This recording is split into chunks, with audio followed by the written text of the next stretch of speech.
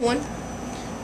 Hi kids! Today I'm going to be reading to you Mercy Watson to the Rescue by Kate DiCamillo. Chapter 1.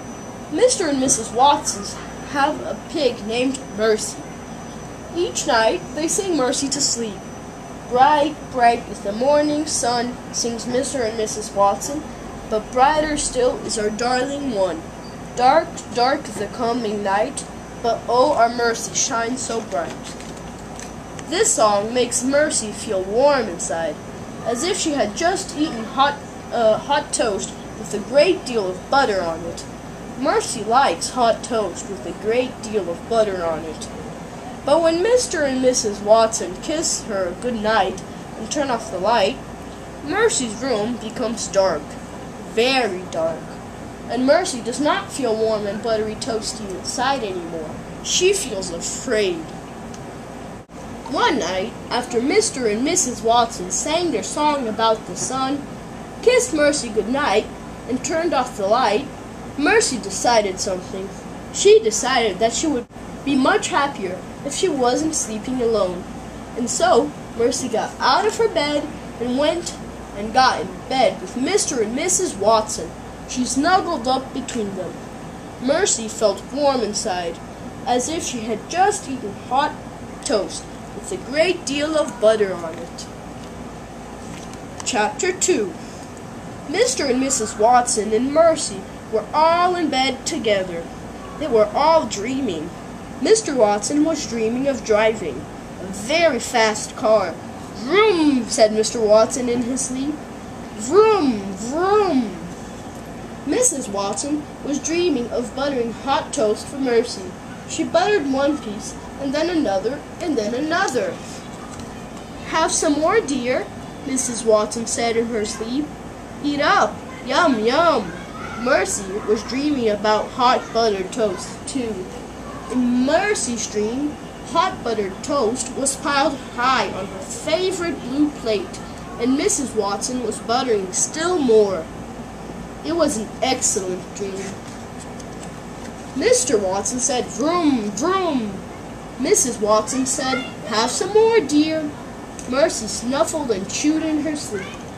Mr. Watson and Mrs. Watson and Mercy were all so busy sleeping that they did not hear the bed crack. They were all so busy dreaming that they did not hear the floor moan. Chapter 3. Boom! A hole opened under the Watsons' bed. Crack! The Watsons' bed fell into the hole. Mr. Watson woke up. Mrs. Watson woke up. Mercy woke up too. "What the?" said Mr. Watson. "Oink," said Mercy. "It's an earthquake!" shouted Mrs. Watson. "It's the end of the world!" "Nonsense," said Mr. Watson, but he did not sound very sure. He sounded frightened. Mercy, however, was not frightened. Mercy was hungry. "Oink," said Mercy again. She moved to the end of the bed. Boom! Crack! The bed fell a little further into the hole in the floor. "Don't move!" shouted Mr. Watson. "Whatever you do, don't move!" Mr. Watson and Mrs. Watson and Mercy held very still. Mrs. Watson started to cry. "I know exactly what we must do," said Mr. Watson. "We must call the fire department. They will rescue us." "But you said we should not move," said Mrs. Watson. "How can we call the fire department if we cannot move?" Mercy recalled her lovely toast-filled dream. She wondered if there was any toast in the kitchen. While Mr. Watson and Mrs. Watson were arguing, Mercy hopped off the bed. Boom! Crack! "Look," said Mrs. Watson. "Mercy has escaped." "She is going to find help," said Mr. Watson. "She is going to alert the fire department." Mercy left the bedroom at a gallop. She was in a hurry. She was on her way to the kitchen. She was looking for some toast. Chapter 4. In the kitchen, Mercy sniffed the table. She sniffed the kitchen counters. She sniffed the floor. But there was no toast. There was not even a crumb of toast. Mercy's stomach growled in disappointment. Boom! Crack! Help us! Mrs. Watson called. Mercy thought very hard. Where could she get a snack? And the answer came to her. Baby Lincoln always had sugar cookies. Baby Lincoln lived next door. And Baby Lincoln liked to share. Mercy took the kitchen doorknob in her mouth. She turned it. Help! Mrs. Watson called again. Sugar cookies, thought Mercy. She stepped outside. Chapter 5. The Lincoln sisters live next door to the Watsons. Eugenia Lincoln is the older sister. She has many opinions. One of Eugenia's opinions is that pigs should not live in houses. Eugenia often says, "Listen closely to me, baby. Pigs are farm animals. They belong on farms. They do not belong in houses."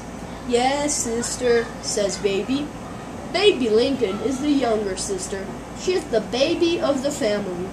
Baby Lincoln agrees with everything Eugenia says. It is easier that way. But secretly, Baby has an opinion of her own. Baby's opinion is that Mercy is good company. At the Lincoln sisters' house, Mercy looked into Baby's window. She could see Baby sleeping. Mercy pressed her snout up against the window pane. "Oink," said Mercy, but Baby did not hear her. "Snuffle," said Mercy, but Baby did not wake up. Mercy tapped her hoof against the window. Baby sat up in bed. "Who's there?" she said. Baby saw Mercy's snout pressed up against the window. "A monster!" shouted Baby. "A monster at my window!" Mercy shook her head.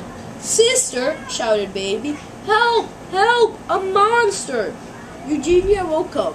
She did not put in her teeth. She did not put on her glasses. Eugenia went straight to the phone and called the fire department. "There is a crisis of uncertain nature at 52 Decawoo Drive," said Eugenia Lincoln. "Come immediately."